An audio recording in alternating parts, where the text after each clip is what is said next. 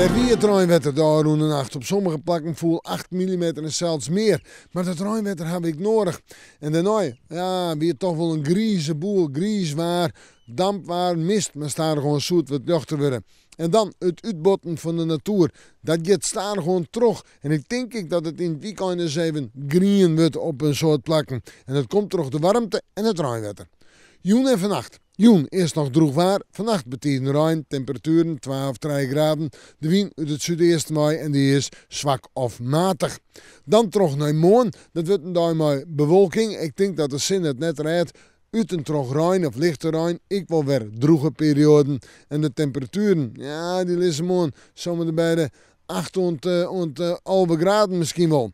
En de wind die komt morgen uit het zuidwesten waai en die is matig en vrij krachtig. En dan had dat zeewetter, dat koude zeewetter, nog altijd invloed. We zoeken naar de dagen die volgen. Het vooruitzicht. Allereerst maar even naar het waar op vrijdag.